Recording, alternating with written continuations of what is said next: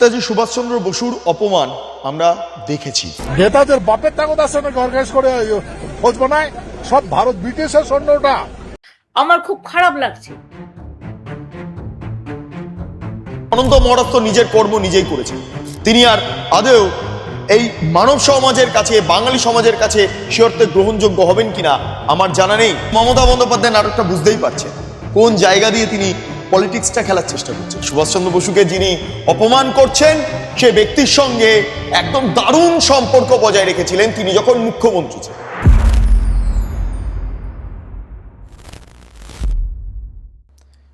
নেতাজি সুভাষচন্দ্র বসুর অপমান আমরা দেখেছি। আমরা অনন্ত মহারাজকে সেই কারণের জন্য ঘৃণা জানাই, অনন্ত মহারাজের প্রতি আমাদের ঘৃণা জন্মাচ্ছে। কিন্তু মমতা বন্দ্যোপাধ্যায় তিনি কি নেতাজির সাথে সুবিচার করেছিলেন? তিনি তো জানতেন যে অনন্ত মহারাজের নেতাজি সম্পর্কে এই ধরনের মনোভাব রয়েছে। অনন্ত মহারাজ আজকে যখন বলছেন তখন বিজেপি সাংসদ, বিজেপি রাজ্যসভার সাংসদ এই বিষয়টাকে খুব ইম্পর্টেন্টভাবে মমতা বন্দ্যোপাধ্যায় উল্লেখ করার চেষ্টা করছেন।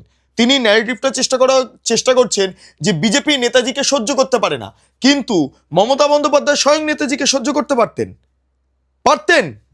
মমতা বন্দ্যোপাধ্যায় যদি সহ্য করতে পারতেন নেতাজিকে, তাহলে অনন্ত মহারাজকে কেন তিনি পুরস্কৃত করেছিলেন? কেন?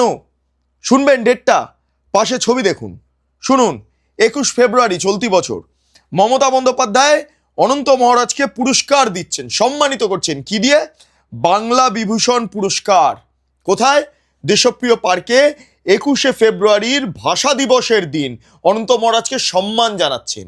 যে অনন্ত মহারাজ নেতাজি সুভাষচন্দ্র বসুর প্রতি এতটা ঘৃণ্য মন্তব্য করতে পারেন।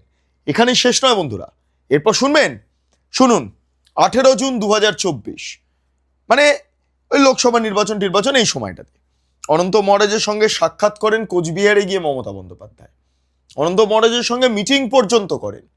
অনন্ত মহারাজের বাড়ি পর্যন্ত মমতা বন্দ্যোপাধ্যায় যান। তাহলে মমতা বন্দ্যোপাধ্যায় জানতেন না যে এই অনন্ত মহারাজ এরমভাবে নেতাজি বিদ্বেষী? হয়তো জানতেন, কিন্তু আজকের দিনে দাঁড়িয়ে তার তো আর ক্ষমতা নেই। তাই নেতাজিকে হাতিয়ার করে, নেতাজিকে পলিটিক্সে ব্যবহার করে তাকে এগোতে হবে, বিজেপির বিরোধিতা করতে হবে। তাই এই ধরনের মন্তব্য তিনি পেশ করছেন। কিন্তু আদৌ কি তাই? তিনি তো অনন্ত মহারাজকে বিরাট সম্মান দিয়ে ফেলেছিলেন, একজন নেতাজি বিদ্বেষীকে বিরাট সম্মান দিয়ে ফেলেছিলেন। বিজেপি তো এই নিশীথ প্রামাণিক মূলত অনন্ত মহারাজের নামটা বেশি প্রস্তাব করেছিলেন।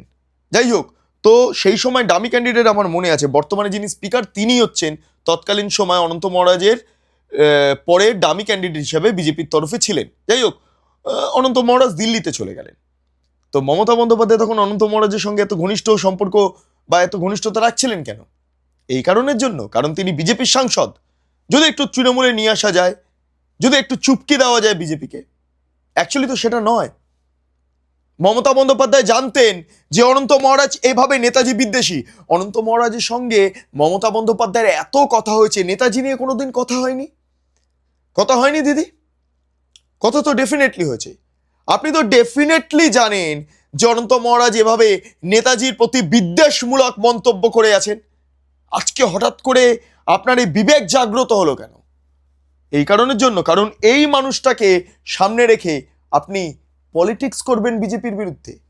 এই মানুষটি, যার এক্ষুনি চরণে আমি হাত দিয়ে রয়েছি, এই মানুষটি আপনার রাজনীতির অনেক ঊর্ধ্বে, এই দেশের রাজনীতির অনেক ঊর্ধ্বে। এই মানুষটির জন্য দেশ আজকে স্বাধীন হয়েছিল। এই মানুষটিকে নিয়ে আপনারা যেটা কৌশল অবলম্বন করছেন না, মমতা বন্দ্যোপাধ্যায় একটা বিজেপি বিরোধী পলিটিক্স করার চেষ্টা করছেন, ব্যাপারটাকে বিজেপি তৃণমূল ন্যারেটিভ করার চেষ্টা করছেন, বিজেপি বনাম বাঙালি মুনিশি এইটাকে ন্যারেটিভ করার চেষ্টা করছেন। এবং অনন্ত মহারাজ বিরাট বড় রাজা, যিনি নেতাজি সুভাষচন্দ্র বসুর যোগ্যতা নিয়ে প্রশ্ন তোলেন, তার পিতাকে নিয়ে প্রশ্ন তোলেন। অনন্ত মহারাজ কি বলেছিলেন শুনুন। আজাদিন ফোর্স নেতাদের বাপের তাগত আছে না অর্গানাইজ করে খোঁজ বানায় সব ভারত ব্রিটিশের সৈন্যটা, ব্রিটিশের সৈন্য। বলছো শোনো, ব্রিটিশের সৈন্যকে জার্মান নিয়ে গেছে বন্দি বানায়, আর সেই জার্মানে নেতাজিকে দিছে। আর নেতাজি সেটাকে অপব্যবহার করেছে। শুনলেন শুনলেন অনন্ত মহারাজের বক্তব্য? কোনো ভদ্র মানুষ অন্তত এই কথা বলতে পারেন না। এই দেশের যে নাগরিক, যার মাথায় কিছুই নেই, যে বদ্ধ উন্মাদ, সে পর্যন্ত এই মানুষটাকে দেখলে স্যালিউট করে। আমরা করি স্যালিউট। যাই হোক, অনন্ত মহারাজ তো নিজের কর্ম নিজেই করেছেন। তিনি আর আদৌ এই মানব সমাজের কাছে, বাঙালি সমাজের কাছে সে অর্থে গ্রহণযোগ্য হবেন কিনা আমার জানা নেই। সম্ভবত হবেন না।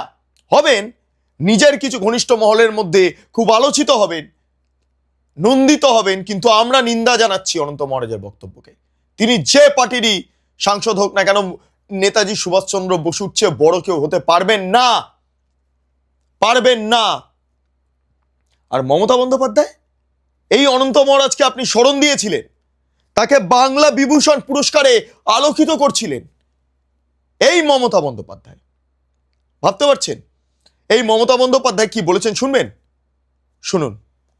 আমার খুব খারাপ লাগছে। আমি প্রথমে এই ছবিটা আপনাদের দেখাবো, যেটা আমাদের সবসময় বিরাজও করে।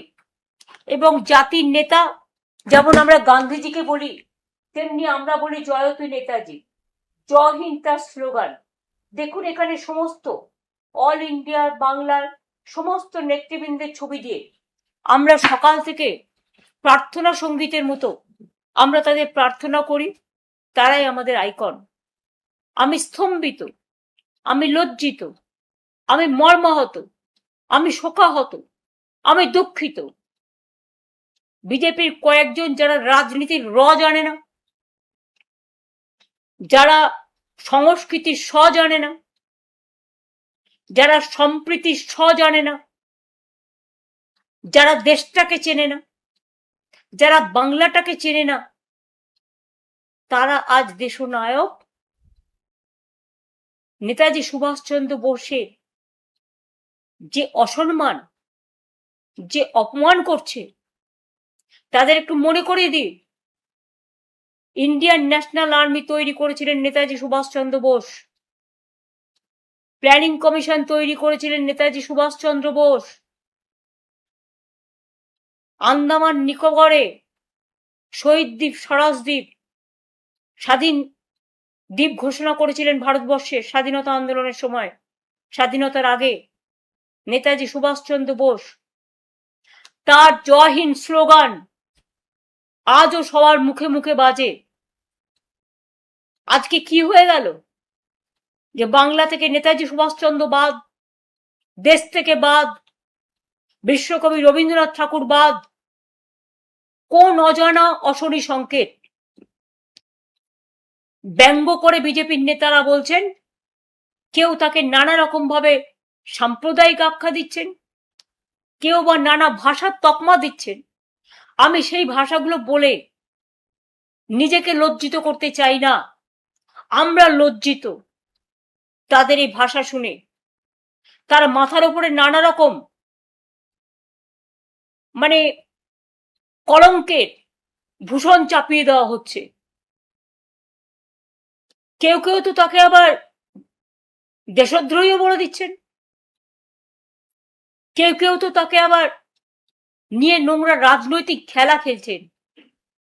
আমরা পরিষ্কার বলছি, এ অসম্মান, এ অপমান আমাদের একার নয়, সারা দেশের, সারা বিশ্বের। এবং আমি মনে করি এখনো যাদের বিবেক আছে, আবেগ আছে, যারা ক্ষমতার চেয়ারের কাছে মাথা নত করে না, যারা দেশনেতাদের সম্মান জানায়, বিশেষ করে আমার ইয়াং জেনারেশন, ছাত্র, যুব, মা, বোন, সংস্কৃতি প্রেমী সকলকে বলবো, একটু তাকান। বাংলা কি বাংলা থেকে হারিয়ে যাবে? না যারা দেশের জন্য লড়াই করেছেন, প্রাণ দিয়েছেন, আজ পর্যন্ত কেউ জানে না? নেতাজি সুভাষচন্দ্র বোসের জন্মদিনটা আমরা জানি, মৃত্যুদিনটা জানি না? ক্ষমতায় আসার আগে বিজেপি সরকার অনেক কথা বলেছিল, ফাইল খুলবেন, উদ্ধার করবেন। সে তো কোথায় গেল সে ফাইল? কোন আলমারিতে গচ্ছিত রেখেছেন আমরা জানি না। কিন্তু আমরা বাপুজিকে গান্ধীজিকে যেমন জাতির পিতা বলি, আমরা নেতাজিকে জাতির নেতা বলি, দেশের নেতা বলি, দেশের মহান নায়ক বলি, বীর যোদ্ধা বলি, বীর স্বাধীনতা সংগ্রামী বলি। যে মানুষটা সাহস দেখিয়েছিলেন, সারা পৃথিবী ঘুরে ভারতবর্ষের জন্য তিনি দরবার করেছিলেন, আজকে তার জায়গায় তাকে অসম্মানিত হতে হবে, তাকে অপমানিত হতে হবে? আমি আমাদের আইটি টিমকে দায়িত্ব দিয়েছি, তার আহ্বান জানাবে সব ছাত্র যুব ডিজিটাল আইটি যারা আছেন, নেতাজি সুভাষচন্দ্র বোসের অসম্মান মেনে নেবেন না, তারা একত্রিত হয়ে প্রতিবাদ করুন। এই যে এই নাটকটা যে মমতা বন্দ্যোপাধ্যায় করলেন না, এই নাটকটা আমরা দেখলাম, আমরা হাসলাম এবং ভাবা প্র্যাকটিস করলাম। কারণ মমতা বন্দ্যোপাধ্যায় নাটকটা বুঝতেই পারছেন কোন জায়গা দিয়ে তিনি পলিটিক্সটা খেলার চেষ্টা করছেন। সুভাষচন্দ্র বসুকে নিয়ে তিনি রাজনীতি করবেন, আর সুভাষচন্দ্র বসুকে যিনি অপমান করছেন সে ব্যক্তির সঙ্গে একদম দারুণ সম্পর্ক বজায় রেখেছিলেন তিনি যখন মুখ্যমন্ত্রী ছিলেন। লজ্জাও করে না। কি ভূমিকা, কি ভূমিকা! যাই হোক, এটা একটা মাছি অনুধাবন করতে পেরেছে যে মমতা বন্দ্যোপাধ্যায়ের এই ঢপবাজি করছেন, নেতাজি সুভাষচন্দ্র বসুকে নিয়ে এই ঢপবাজিটা করছেন, একটা মাছি বুঝতে পেরেছেন। আপনারা জানেন তো গোবরে মাছি বসে, হয়তো মমতা বন্দ্যোপাধ্যায়ের বক্তব্যটা গোবরের মতোই লেগেছে, কোটান করে এই শব্দ ব্যবহার করছি, গোবরের মতোই লেগেছে। না হলে গোবর না হলে কখনো এই এই এই ব্যক্তিটাকে, এই অনন্ত মহারাজকে কখনো তিনি সমর্থন জানাতে পারতেন না। যাই হোক, একটা মাছি হট করে মমতা বন্দ্যোপাধ্যায়ের শাড়িতে এসে বসলেন, তার মুখের আশেপাশে ঘোরাফেরা করছেন। ছোট করে ভিজুয়ালসটা দেখুন, একটু হাসি লাগবে। একটা মাছি পর্যন্ত গিয়ে গোবরে গিয়ে বসছেন, তার বক্তব্যটাকে আমি গোবর বলছি। কারণ যে লোকটা সুভাষচন্দ্র বসুকে অপমান করেছেন সেই লোকটার সাথে মমতা বন্দ্যোপাধ্যায়ের দারুণ সম্পর্ক ছিল। যে লোকটার বিরুদ্ধে এখন মমতা বন্দ্যোপাধ্যায় কথা বলছেন নাম না করেই, তার সঙ্গে দারুণ সম্পর্ক ছিল, এখনো হয়তো আছে। আমি জানি না যে অনন্ত মহারাজকে মমতা বন্দ্যোপাধ্যায় টাকা খাইয়ে অথবা কোনোভাবে ইনফ্লুয়েন্স কাটিয়ে বিজেপিকে বদনাম করতে নেতাজি সুভাষচন্দ্র বসুকে বদনাম করা সুপারি দিয়েছেন কিনা।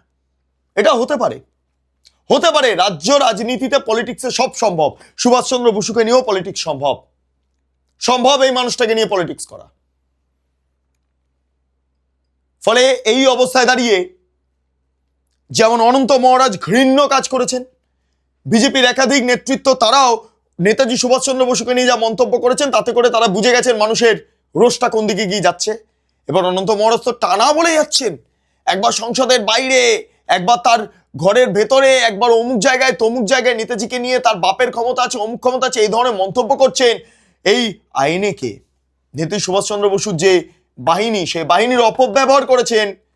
ব্রিটিশের বিরুদ্ধে লড়াই হয়েছে বলে অনন্ত মহারাজের গায়ে লাগছে, এই যে ব্যাপারটা করেছেন না, এইটা কোনো একটা রাজনৈতিক কৌশল হতে পারে, বিজেপিকে মালাইন করার একটা রাজনৈতিক কৌশল হতে পারে। মমতা বন্দ্যোপাধ্যায় নেতাজিকে এইভাবে মালাইন করে, নেতাজিকে এভাবে বদনাম করিয়ে নিজের পলিটিক্যাল স্বার্থ চরিতার্থ করার দিকেও হয়তো এগোতে পারেন। অনেক কিছু হতে পারে, সব কিছু সম্ভব, সম্ভব। কারণ দুজনের মধ্যে বন্ধুত্ব ছিল, আছে এবং ভবিষ্যতেও থাকবে, ভবিষ্যতেও থাকবে। যাই হোক, আপনাদের কি মতামত অবশ্যই আপনারা কমেন্ট সেকশনে জানান। আপনারা এতক্ষণ ধরে দেখছিলেন বেঙ্গল লিবার্টি। চ্যানেলটি অবশ্যই ভালো লাগলে আপনারা লাইক করুন, সাবস্ক্রাইব করুন, শেয়ার করুন, বেল আইকন ক্লিক করুন www.bengalliberty.com। সেখানে ক্লিক করুন, সমস্ত খবর আপনাদের জন্য সাজানো রয়েছে। পাশাপাশি আরো দুটি YouTube channel, Bengal liberty live, Bengal liberty news, সংশ্লিষ্ট দুটি ইউটিউব চ্যানেলে আপনারা প্রবেশ করুন, লাইক করুন, সাবস্ক্রাইব করুন, শেয়ার করুন, বেল আইকন ক্লিক করুন। তিনটি social media handle, Bengal liberty Facebook, Instagram এবং এক্স হ্যান্ডেল, সেখানে প্রবেশ করুন, বেঙ্গল লিবার্টি দেখুন, ভাবুন, ভাবা প্র্যাকটিস করুন। স্বাধীন কাঁচিন এবং গেরিলা সাংবাদিকতার পাশে দাঁড়ান। অসংখ্য ধন্যবাদ।